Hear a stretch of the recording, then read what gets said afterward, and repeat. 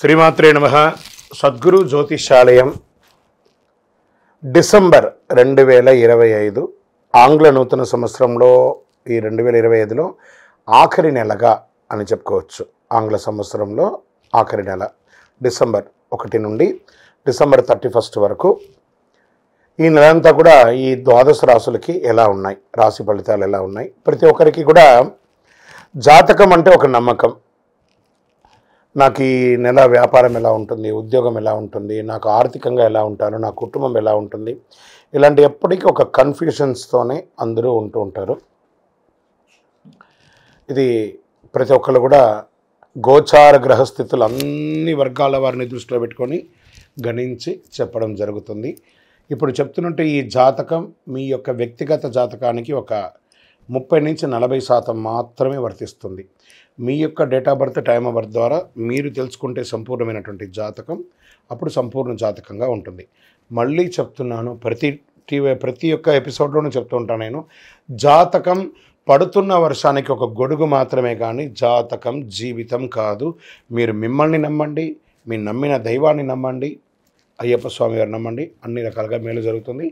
మా ఛానల్ ద్వారా చూస్తున్నటువంటి ప్రేక్షక మిత్రులందరికీ కూడా శుభాకాంక్షలు. మీరందరూ కూడా క్షేమంగా ఉండాలని ప్రార్థిస్తున్నాను. మా ఛానల్ ద్వారా చూస్తున్నటువంటి కార్యక్రమాలన్నింటినీ ఒక్కసారి అలా లైక్ చేయండి, సబ్స్క్రైబ్ చేయండి, షేర్ చేయండి. ఇక డిసెంబర్ 2025 కర్కాటక రాశి వారికి శుభాశుభ ఫలితాలు ఎలా ఉన్నాయి అని అనుకుంటే, ఈ నెల గ్రహస్థితులంతా కూడా కర్కాటక రాశి వారికి సూర్యుడు 5వ ఇంట్లోను, కుజుడు 3వ ఇంట్లోను, బుధుడు 5వ ఇంట్లోను, గురుడు 10వ ఇంట్లోను, శుక్రుడు 4వ ఇంట్లోను, శని 8వ ఇంట్లోను, రాహు 9వ ఇంట్లోను, కేతు 3వ ఇంట్లోను, చంద్రుడు చంద్రాష్టమంగా కూర్చున్నారు. ఈ నెల కర్కాటక రాశి వారికి వ్యాపారంలో మంచి అవకాశాలు 20 తర్వాత బాగా ఉంటుందని కూడా చెప్పచ్చు. డిసెంబర్ 20 తర్వాత కొత్త మార్గాలు ఎదురు చూస్తూ ఉంటారు. మంచి మంచి అవకాశాలు ఉన్నాయి. ప్రారంభంలో కాస్త ఉద్యోగంలో చిన్న చిన్న మిస్అండర్స్టాండింగ్ వచ్చినా కూడా దాన్ని ఓవర్కమ్ కూడా మీరు చేస్తారు. ఉద్యోగస్తులకి కొత్త టాస్క్లు, మంచి రికగ్నైజేషన్ వచ్చే అవకాశాలు ఉన్నాయి. కొంతమంది వారికి రోల్స్ చేంజ్ చేసే అవకాశాలు ఉన్నాయి. మీ టీం చేంజ్ చేసే అవకాశాలు ఉన్నాయి. పనిలో కాంపిటీషన్ అనేది పెరుగుతూ ఉంటుంది. డెడ్ లైన్ మరియు వర్క్లోడ్ ఎక్కువ ఉంటుంది అని కూడా చెప్పచ్చు. కొన్ని అన్నెసెసరీ ఆక్యుపేషన్స్ రావచ్చు. బాస్తో కాస్త స్మాల్ ప్రెస్టేషన్ ఉంటుంది. జాగ్రత్త పడండి ఇలాంటి ఒక సమయంలో. అన్ని రకాలుగా బాగుంటుంది. ఇంకా ఆర్థికంగా తీసుకుంటే 20వ తారీఖు తర్వాత చాలా బాగుంటుందని కూడా చెప్పచ్చు. వెహికల్ కానీ హౌస్ కానీ ఖర్చు పెట్టే అవకాశాలు బాగున్నాయి. పిల్లల యొక్క విద్య ప్రకారంగా ఖర్చులు పెట్టుకునే అవకాశం ఉన్నాయి. చిన్న చిన్న ఆరోగ్య ఖర్చులు కూడా ఈ నెల బాగా ఉన్నాయని కూడా చెప్పచ్చు. ఇంకా రియల్ ఎస్టేట్ వారికి కొనుగోలు అమ్మకాలు పెద్దగా గొప్పగా ఏం లేదు, కొంచెం మిస్గా ఉంది. ల్యాండ్ డీల్స్ 20 తర్వాత చేయండి. రెంటల్స్ వల్ల ఆదాయం పెరిగే అవకాశం ఉన్నాయి. కాంట్రాక్ట్ పేపర్లు సవరణ చేసుకోవడము, ఏమైనా అగ్రిమెంట్స్ చేసుకోవడం, ఇవన్నీ కూడా చూసుకోండి. స్వయం ఉపాధి వాళ్ళకి ఇక దుకాణాలు, ఫుడ్, మెడికల్ సర్వీస్ సెంటర్స్ మంచి ఆదాయం ఉంటుందని కూడా చెప్పడం జరుగుతుంది. డైలీ ఇన్కమ్ స్టాండర్డ్గా ఉంటుంది. పేరు ప్రతిష్టలు పెరిగే అవకాశాలు బాగున్నాయి. స్వయం ఉపాధి వారికి ఈ నెల చాలా బాగుందని చెప్పచ్చు. విద్యార్థులకి చదువు కాన్సన్ట్రేషన్ పెరగాలి. మళ్ళీ ఇక్కడ కూడా ఈ నెల కూడా గురు భగవాన్ వల్ల నాలెడ్జ్ పెరుగుతుంది. పెర్ఫార్మెన్స్ కూడా బాగానే ఇస్తారు. కానీ కొంచెం మొదటి 10 రోజులు బాగలేదు. విద్యార్థులు కష్టపడి చదవాలి, బద్ధకం వదలండి, అన్ని రకాలుగా చేస్తారు. ఇంకా ఫారిన్ స్టడీస్ కోసం ప్రయత్నం చేసే వాళ్ళకి మంచి సూచనలు కనబడుతున్నాయి. జనవరి, ఫిబ్రవరిలో మంచి ప్లాన్ చేసుకోండి. ట్రావెల్, ఇమిగ్రేషన్ పేపర్స్ అప్రూవ్డ్ అయ్యే అవకాశాలు చాలా కనబడుతున్నాయి. జాబ్ వీసా ఆలస్యం కానీ క్యాన్సల్ అయితే కాదు. 20వ తారీఖు తర్వాత మంచి క్లారిటీ వస్తుంది. విదేశీ ప్రయత్నాల్లో కూడా ఈ ప్రేమికులకి అనేటప్పటికీ పార్ట్నర్స్తో మంచి బాండింగ్ ఏర్పడుతుంది. గత మిస్అండర్స్టాండింగ్ అంతా కూడా క్లియర్ అవుతుంది. చిన్న చిన్న ఎమోషనల్ డిస్టర్బెన్స్ వస్తూ ఉంటుంది. ఫ్యామిలీ యొక్క ఇంట్రోస్పెక్షన్ తీసుకురండి ముందు. వివాహ దాంపత్య విషయంలో దంపతుల మధ్య అఫెక్షన్ పెరుగుతుంది. ప్రయాణాలు ఛాన్సెస్, విదేశాల యాత్ర వెళ్ళడము లేదా ఆధ్యాత్మిక టూర్ వెళ్ళడం లాంటిది అయ్యే అవకాశాలు వస్తున్నాయి. చిన్న తగవలు పిల్లల ద్వారా కూడా వస్తుంటుంది. కొంచెం సరిదిద్దుకోండి. పిల్లల ఆరోగ్యం మెరుగుపడుతుంది. పిల్లలందరూ కూడా విద్యార్థులు చదువులో మంచి పెర్ఫార్మెన్స్ చేస్తారు. కాంపిటేటివ్ ఎగ్జామ్ కోసం ప్రయత్నం చేసే వాళ్ళకి ఇది ఒక మంచి సమయం కూడా చెప్పచ్చు. ఆరోగ్యం వచ్చేటప్పటికి డైజెషన్ ప్రాబ్లం వచ్చే అవకాశాలు ఉన్నాయి. అసిడిటీ ప్రాబ్లమ్స్ అవుతున్నాయి. మెంటల్ స్ట్రెస్ పెరుగుతుంది. ముందు కూల్గా ఉండండి. మెంటల్ స్ట్రెస్ ఎందుకు తీసుకోవాలి? జరగవలసింది జరుగుతుంది. మెంటల్ స్ట్రెస్ తగ్గించుకోండి. తర్వాత అలసట, విపరీతమైనటువంటి టైర్డ్నెస్ ఉంటుంది. 20వ తారీఖు తర్వాత కొంచెం ఆగుపడుతుంది. 20 లోపు కొంచెం మాస్టర్ చెకప్ ఒకటి చేసుకోండి. అవసరమైతే ఒక శస్త్రచికిత్స కూడా అయ్యే అవకాశాలు కనబడుతున్నాయి.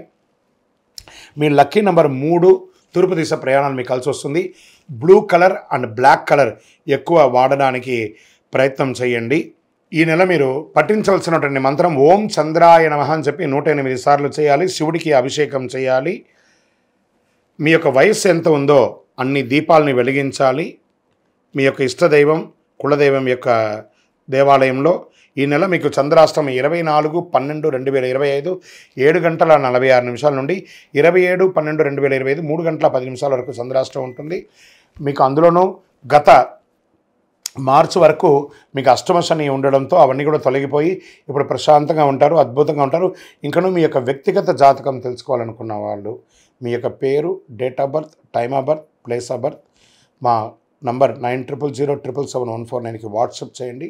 కాల్ చేయకండి, మా అడ్మిన్స్ మీకు రిప్లై ఇస్తారు. సో ఇంకనూ ద్వాదశ రాశుల ద్వారా రాశి ఫలితాలు పొందిన వాళ్ళందరూ కూడా ఆయుర ఆరోగ్య ఐశ్వర్య భోగభాగ్యాలతో ఉండాలని మనస్ఫూర్తిగా ఆశీర్వదిస్తున్నాం. అయ్యప్ప స్వామి వారి అనుగ్రహం మీకు అందరూ కలగాలని ప్రార్థిస్తున్నాం. మీరు తిరుపతికి వచ్చినప్పుడు మన అయ్యప్ప స్వామి వారి 18 అవతారముల దేవాలయం తిరుపతిలో నిర్మించాం. జీవకోన అనే ఒక ప్రాంతంలో వచ్చి దర్శనం చేసుకోండి. ఈ 60 రోజులు కూడా అన్నదానం ఉంటుంది మన దేవాలయంలో.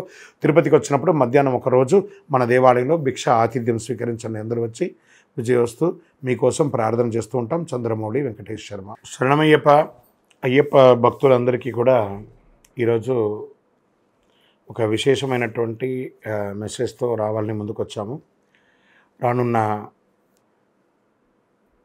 డిసెంబర్ 1వ తారీఖున తెలంగాణలోని అద్భుతమైనటువంటి క్షేత్రమైనటువంటి లక్ష్మీ నరసింహస్వామి క్షేత్రం యాదగిరిగుట్ట నరసింహస్వామి వారి యొక్క దేవాలయంలో స్వాతి నక్షత్రం అనమాట. ఆ రోజు ఉభయ తెలుగు రాష్ట్రాల్లో ఉన్న వాళ్ళందరూ కూడా చాలా గొప్పగా చూసే తెలంగాణ యొక్క వైకుంఠం అని కూడా చెప్పే యాదగిరిగుట్టలో స్వాతి నక్షత్రం రోజు ఉదయం 5 గంటలకు వైకుంఠం మెట్ల దగ్గర నుంచి గిరి ప్రదక్షిణం అనేది జరగబడుతుంది. ప్రత్యేకించి అయ్యప్పల కోసమే ఆ రోజు యాదగిరిగుట్ట దేవస్థానం వారు, తెలంగాణ ప్రభుత్వం వారు కూడా చాలా గొప్పగా ఏర్పాటు చేస్తున్నారు. స్వాతి నక్షత్రం రోజు దేవాలయం గిరి ప్రదక్షిణం చేయడము, ఆ గిరి ప్రదక్షిణం అయిన తర్వాత పైన ఆ యొక్క గర్భాలయ దర్శనాన్ని అందరికీ కూడా ఏర్పాటు చేయడము, స్వామివారి యొక్క లడ్డు ప్రసాదాన్ని కూడా ఇవ్వడము. ఈ ప్రక్రియ అంతా కూడా ఉదయం 5 నుంచి 7 గంటల లోపే ఉంటుందన్నమాట. మధ్యలో జాయిన్ అవ్వడం ఉండదు. 5-5:30కు నడవడం మొదలుపెట్టేస్తారు. వేల జనాలు వస్తారు.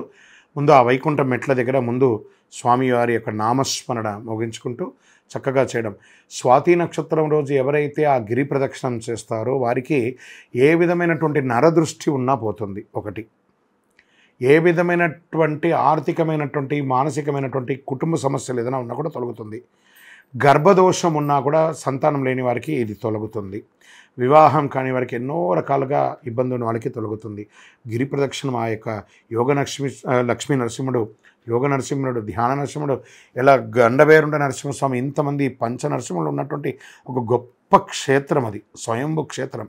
అలాంటి క్షేత్రంలో గిరి ప్రదక్షిణం చేయడం అనేది పూర్వజన్మ సుకృతం ఉంటేనే ఈ యొక్క అవకాశం. అందులోనూ అయ్యప్ప స్వామి దీక్షలో December 1 వచ్చింది కాబట్టి ఈ మాధ్యమం ద్వారా చూసిన వాళ్ళందరూ కూడా ప్లాన్ చేసుకొని ముందు రోజు రాత్రే అక్కడ యాదగిరిగుట్ట దర్శనం వాళ్ళు బయట నుంచి వచ్చిన ప్రత్యేకించి అయ్యప్పలకి ఆ వసతి కూడా ఏర్పాటు చేస్తారు. ముందు రోజు రాత్రి దర్శనం, ప్రత్యేక దర్శనం అయిన తర్వాత సర్వదర్శనం ఉంటుంది కాబట్టి ఈ అవకాశాన్ని వినియోగించుకోండి. శరణమయ్యప్ప.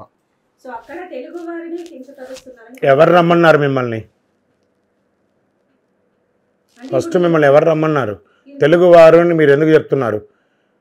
తెలుగువారిని ఎందుకు చెప్తున్నారు అనేది రాంగ్ అండి.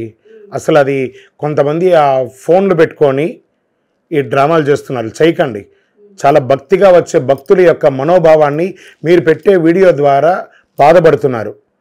ఒకటి గుర్తుపెట్టుకుందాం, మన ఇంటికి ఒక ఫంక్షన్కి పిలిచామంటే ఆ ఫంక్షన్లో ఒక 50 మందిని అకామిడేట్ చేయగలుగుతాం అనుకోండి. అక్కడ 500 మంది వస్తే మీరు ఏం చేస్తారు? మీరు ఒక ఇంటి యజమానిగా ఉంటే శబరిమలకి ఎవరు ఎక్కడి నుంచి వస్తున్నారు, ఎంతమంది వస్తున్నారని అన్ప్రిడిక్టబుల్. వాస్తవానికి బాగా గుర్తుపెట్టుకోవాలి. ఆ ఒకళ్ళిద్దరూ 10 గంటలు 18 గంటలు క్యూలో నిలబడి తెలుగువారు అంటే ఇష్టపడ. కేరళ ప్రభుత్వానికి అదే పనే, తెలుగువారిని కించపరచడం వాళ్ళ పనే.